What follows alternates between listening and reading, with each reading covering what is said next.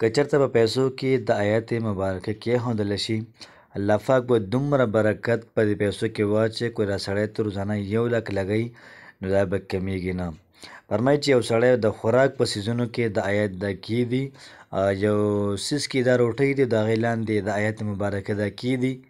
فرمایي که 1 لک هلکه راشي او د روټۍ ته کیني او د هغې نه خوراک کوي، دا به کم نه شي. د برکت لپاره ډېر زیات زبردست آیت.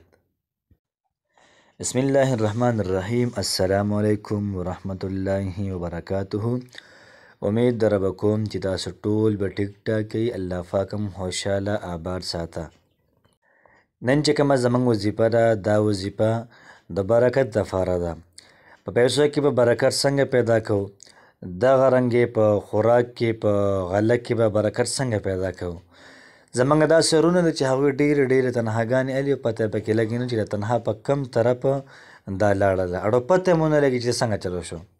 یا بعض وخت کې روټۍ پخېږي خو ډېر زیاتې پخېږي او پته مو نه لګي چې دا روټۍ انسانانو خوړې که دا پیریانو خوړې، اړو پته یې پکې نه لګي.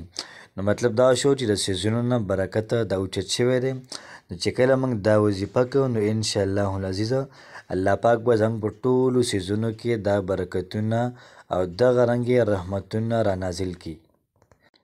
د برکت دا مطلب چې د چا په 1 لک روپیو باندې ګزاره دا نه کېږي، خو چې کله پکې الله پاک برکت واچوي بیا به ستا په 1000 روپیو باندې هم ګزاره کېږي، بیا به ستا په 2-3 زره روپیو باندې دا بیا محترم او ډېره زیاته ښه ګزاره به دا بیا ستا کېږي.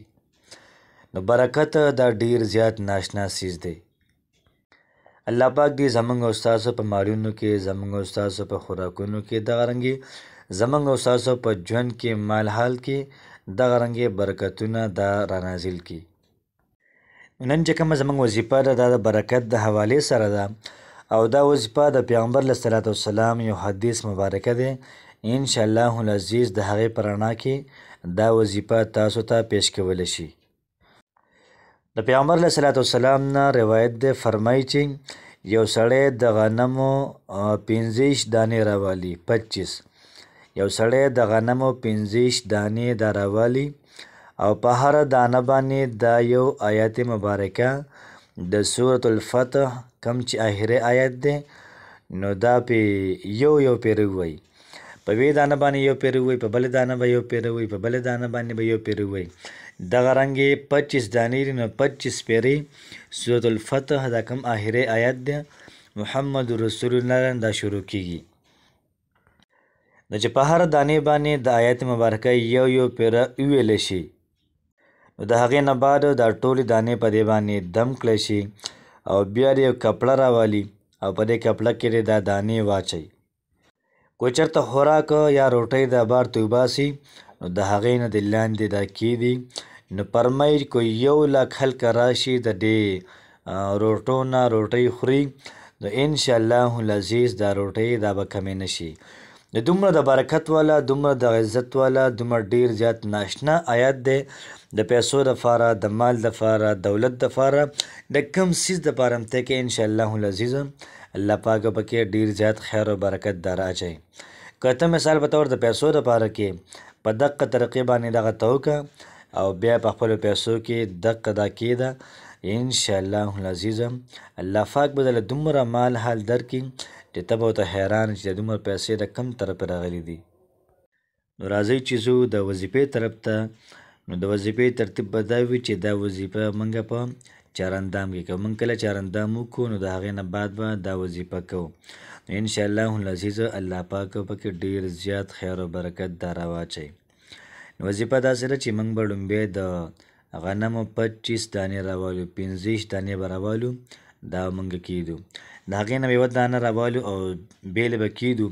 چې کله موږ د دانه راواغست او بیل هم کېښودله نو په دقه دانه باندې به یو پیره د سورة الفتح چې کوم آخري آیت دی نو دا آیت مبارکه پې ووایو. دغه رنګې پر ټولو باندې به یو پیره دا ووایو. نو 25 دانې دي نو 25 پیرې محترمو دا پې ویل غواړي. نو زه د وظیفې طرف ته وظیفه داسې ده. بسم الله الرحمن الرحیم. محمد رسول الله والذین آمنوا اشداء علی الكفار رحماء بینهم تراهم ركعا سجدا يبتغون فضلا من الله ورضوانا سيماهم في وجوههم من أثر السجود ذلك مثلهم في التوراة ومثلهم في الإنجيل كزرع أخرج شطأه فآذره فاستوى على سوقه يعجب الزراع ليغيظ بهم الكفار وعد الله الذين آمنوا وعملوا الصالحات منهم مغفرة وأجرا عظيما. نو چې دا آیات مبارکه په دې طریقې باندې په قلاره دا ولوستلی شي انشاءالله العزیز الله پاک به زموږ ستاسو په مالونو کې عمرونو کې دغه رنګې په خوراکونو کې برکت واچوي. نو نن زموږ وظیفه د سورة الفتح چې کوم آخري آیت دی د برکت دپاره دی. نو انشاءالله العزیز دا وظیفه په خپله موږ کو نور ملګرو سره هم شریک کو. الله پاک دې زموږ ستاسو مالونو کې جانونو کې دغه رنګې مال اولاد کې دا برکت واچي. الله پاک مو خوشحاله ساته. السلام علیکم ورحمة الله وبرکاته.